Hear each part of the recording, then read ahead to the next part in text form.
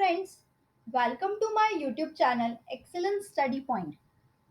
हमारे YouTube channel excellence study point में आप सभी का स्वागत है। हमने पॉलिटी में कई टॉपिक्स को कवर किया है, जैसे कि union and it's territory, citizenship, fundamental rights, fundamental duties and directive principle of state policies. Polity का ही एक बहुत बड़ा टॉपिक है, या फिर हम उसे कह सकते हैं कि ये सर्विस सेक्टर में आता है, इंडियन एडमिनिस्ट्रेटिव सर्विस। तो आज की हमारी इस वीडियो में हम ये जानेंगे कि जो इंडियन एडमिनिस्ट्रेटिव सर्विस दी जाती हैं, जिन ऑफिसर्स को आईएएस ऑफिसर्स बनाया जाता है, उनके क्या फंक्शंस होते हैं और कौन कौन सी पोस्ट हैं जिन पर इन्हें अपॉइंट किया जाता है। तो इनके फंक्शंस से रिलेटेड सारे डिटेल आज हम अपनी इस वीडियो में कवर करेंगे। तो चलिए जानते हैं functions of an IAS officer के बारे में कि क्या क्या इंपॉर्टेंट फंक्शंस होते हैं एक आईएएस ऑफिसर के, और क्या चैलेंजेस होते हैं, कौन कौन सी पोस्ट इनको दी जाती हैं, कौन कौन सी सब पोस्ट हैं जिन्हें आईएएस ऑफिसर में डिवाइड किया जाता है। वो सभी कुछ हम इसमें कवर करने वाले हैं। लेकिन उससे पहले अगर अभी तक आपने हमारे चैनल एक्सीलेंस स्टडी पॉइंट को सब्सक्राइब नहीं किया है तो हमारे चैनल को सब्सक्राइब जरूर करें, ताकि आपको हमारी वीडियोस से जुड़ी सभी लेटेस्ट अपडेट्स मिलती रहें। सबसे पहले तो इंडियन एडमिनिस्ट्रेटिव सर्विस यानी कि आईएएस की हिस्ट्री क्या है ये जान लेते हैं। तो Indian administrative service is one of the premium service of government of India. IAS was constituted in 1946 prior to that Indian Imperial Service। यहाँ पर जो आईएएस सर्विस है यानी कि इंडियन एडमिनिस्ट्रेटिव सर्विस है, ये गवर्नमेंट ऑफ इंडिया की सबसे प्रीमियम सर्विस में से एक है। ये 1946 से शुरू की गई थी। उसके पहले इंडियन एडमिनिस्ट्रेटिव सर्विस को इंडियन इंपीरियल सर्विस नाम से जाना जाता था। 1893 से 1946 तक इंडियन इंपीरियल सर्विस के नाम से ही ये फेमस थी। आगे चलकर इसे इंडियन एडमिनिस्ट्रेटिव सर्विस नाम दे दिया गया था। The basic pattern of the career systems in civil service was established following the recommendations of the Aitchison commission. ये एचिसंस कमीशन की रिकमेंडेशन पे इसे लागू किया गया था। Provisional civil service constituted in 1890s। लेकिन यहाँ पर जो मेन सिविल सर्विस थी उन्हें 1890 से यहाँ शुरू किया गया था एचिसंस कमीशन की रिकमेंडेशन पे। In 1912 the Islington commission was appointed to study civil service reforms. आगे चलकर 1912 में इस्लिंगटन कमीशन को अपॉइंट किया गया था सिविल सर्विस की स्टडी रिफॉर्म्स की स्टडी करने के लिए। By 1934, the system of administration in India came gradually to consist of 7 all India and 5 central department। आगे चलकर 1934 में यहाँ पर जो एडमिनिस्ट्रेटिव सर्विस थी इंडिया में, उन्हें 7 ऑल इंडिया सर्विस में और 5 सेंट्रल डिपार्टमेंट में विभाजित किया गया था। सिविल सर्विस की यहाँ बात हो रही है। तो यहाँ पर 7 ऑल इंडिया सर्विस में और 5 को सेंट्रल डिपार्टमेंट में यहाँ डिवाइड कर दिया गया था। IAS post are filled by direct recruits as well as by promotion, appointment of state civil service officers, non state civil officers. IAS को किस तरीके से पोस्ट किया जाता है, तो यहाँ पर जो एग्जाम्स कंडक्ट करवाए जाते हैं जैसे कि यूपीएससी है, वो यहाँ पर मेनली इसके रिक्रूटमेंट के लिए होता है। दूसरा, प्रमोशन से भी आईएएस ऑफिसर बन सकते हैं। तीसरा, अगर स्टेट सिविल सर्विस ऑफिसर हैं आप तो उसके द्वारा नियुक्त किए जा सकते हैं। Non state civil service officer हैं तब भी आप आईएएस के पद पर नियुक्त किए जा सकते हैं। अब ऑल इंडिया सर्विसेज के बारे में जान लेते हैं। तो the constitution provides that without depriving the states of their rights to form their own civil service, there shall be an all India service recruited on all India basis. All India services हमारे संविधान में उन अधिकारों द्वारा इन्हें appoint किया जाता है, यानी यहाँ किसी तरह का कोई डिस्क्रिमिनेशन नहीं रखा जाता।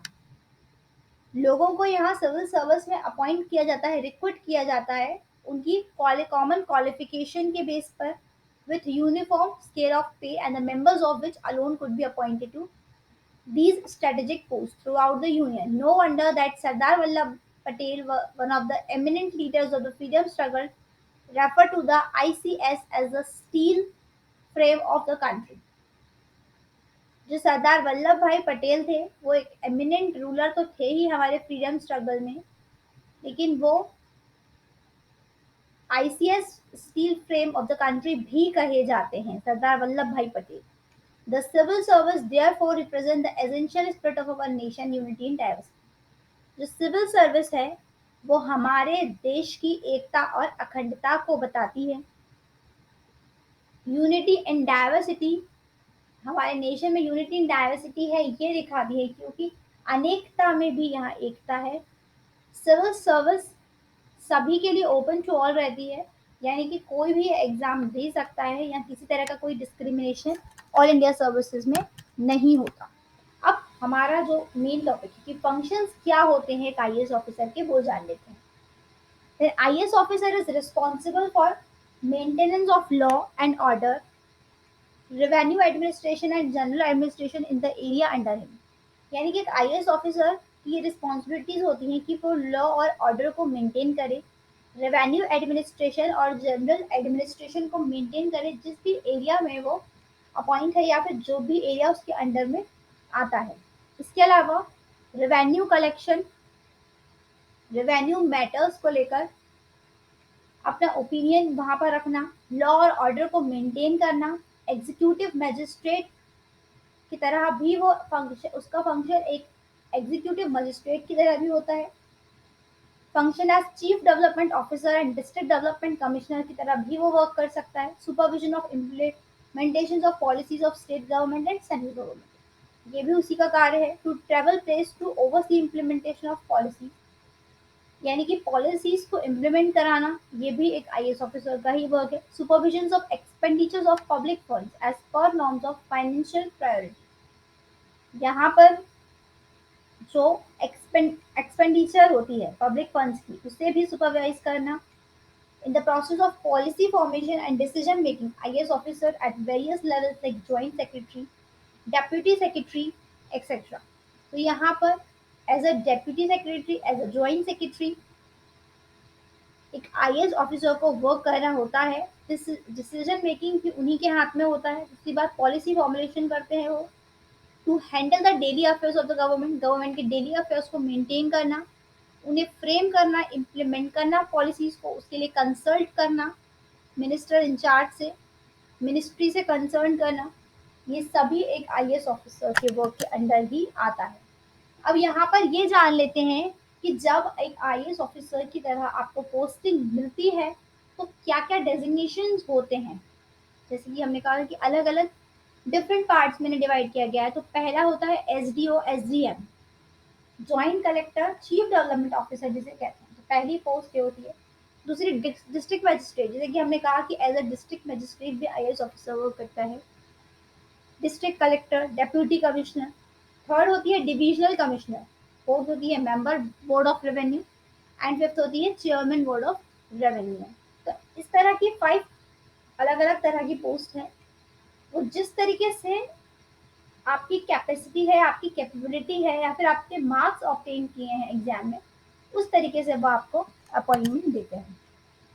Appointment to other organisation, then besides IAS officer can be appointed in autonomous organization, subordinate organization, यानी कि एक आईएएस ऑफिसर इसके अलावा भी किसी ऑटोनोमस ऑर्गेनाइजेशन में, या फिर किसी सबऑर्डिनेट ऑर्गेनाइजेशन में, किसी पीएसयू में, किसी यूएन ऑर्गेनाइजेशन में, या फिर इंटरनेशनल ऑर्गेनाइजेशन जैसे कि वर्ल्ड बैंक है, एशियन डेवलपमेंट बैंक है, इन सब में भी उसे नियुक्त किया जा सकता है।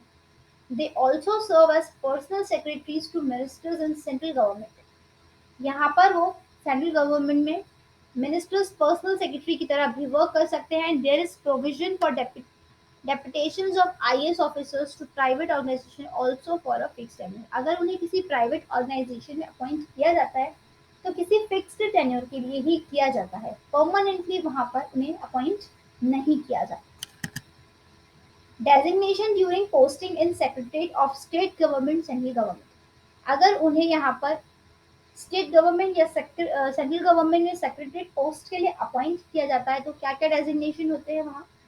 तो पहला होता है under secretary in government of India, यानी कि गवर्नमेंट ऑफ इंडिया सेक्रेटरी। दूसरा, deputy secretary in government of India.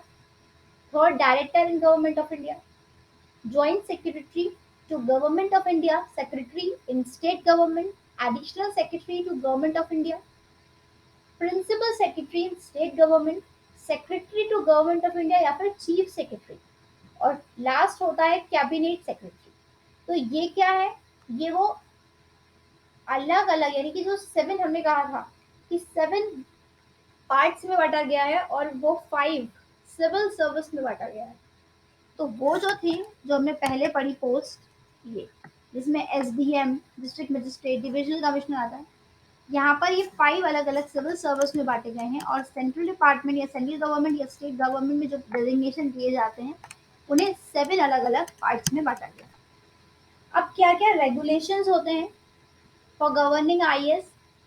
So IAS officers are regulated through different all India service rules. एक आईएएस ऑफिसर जो होता है उसे रेगुलेट करना होता है ऑल इंडिया सर्विसेज के कुछ नियमों के साथ। कौन कौन से हैं वो, तो पहला all India service conduct rule 1968 है, दूसरा है 2007, तीसरा है डीसीआरबी 1958, फोर्थ है कैडरे रूल्स 1954, पांचवा है पे rules 2007 and PS. These rules are made under the power conferred by the All India Service Act 1951. ये सभी नियम किसकी परमिशन से किस तरीके से बनाए गए हैं, तो ये सभी जो नियम हैं ये बनाए गए हैं ऑल इंडिया सर्विस एक्ट 1951 द्वारा। तो एक आईएएस ऑफिसर को इन सभी नियमों को रेगुलेट करते हुए कार्य करना होता है।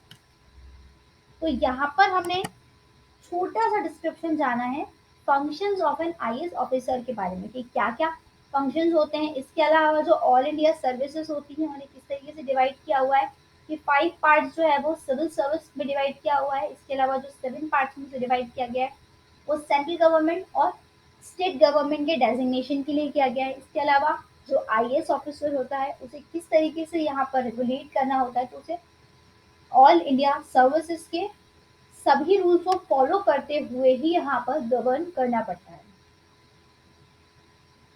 और वो जो रूल्स है वो ऑल इंडिया सर्विस एक्ट 1951 द्वारा बनाए गए। बाकी हम यहाँ आईएएस ऑफिसर से रिलेटेड और भी डिटेल्स डिस्कस करेंगे कि क्या रोल्स एंड रिस्पॉन्सिबिलिटीज होती हैं। ये सभी हम आगे की हमारी वीडियो में डिस्कस करेंगे। फिलहाल के लिए बस इतना ही। अगर आपको हमारी वीडियो पसंद आई हो तो इसे लाइक करें, शेयर करें अपने दोस्तों के साथ और हमारे चैनल एक्सीलेंस स्टडी पॉइंट को सब्सक्राइब करें ताकि आपको हमारी वीडियो से जुड़ी सभी लेटेस्ट अपडेट्स मिलती रहें। Thank you.